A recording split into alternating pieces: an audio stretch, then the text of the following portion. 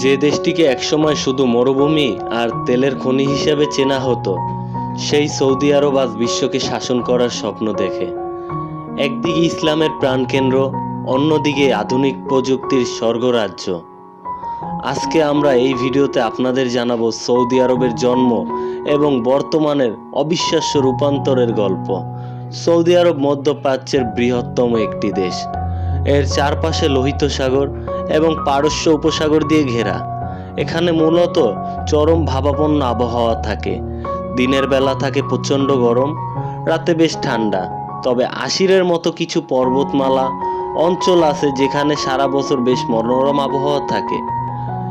1932 সালে রাজা আব্দুল আজিজ ইবনে সৌদির আধুনিক সৌদি আরব প্রতিষ্ঠা করে। এর আগে এই অঞ্চলটি বিভিন্ন ছোট ছোট গোত্রে বিভক্ত ছিলেন।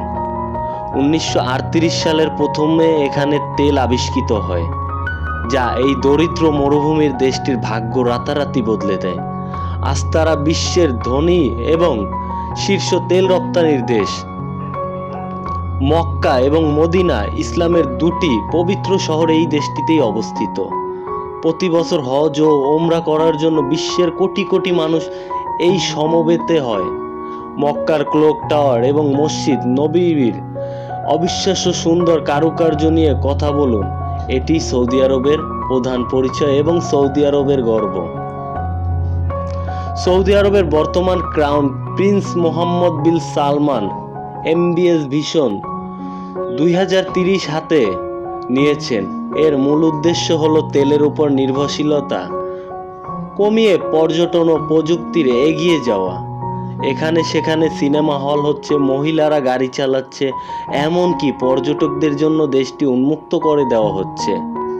দ্য লাইন সম্পর্কে যদি বলি, 170 কিলোমিটার লম্বা কাচের দেওয়াল দিয়ে ঘেরা একটি শহর তৈরি হচ্ছে যেখানে কোনো রাস্তা বা গাড়ি থাকবে না।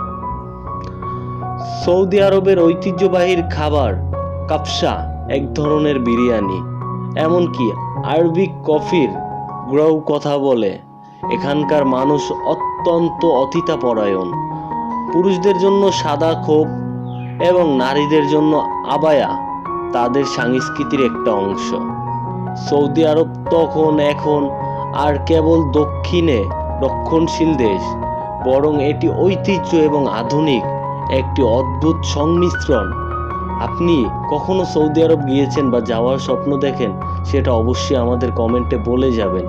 আর আমাদের এই ভিডিওটা কেমন লাগছে এইটা অবশ্যই কমেন্টে বলবেন। ভালো লাগলে একটা লাইক করবেন, খারাপ লাগলে একটা ডিসলাইক করবেন। আর ভিডিওটা যদি অত্যন্ত ভালো লাগে তাহলে সাবস্ক্রাইব করবেন।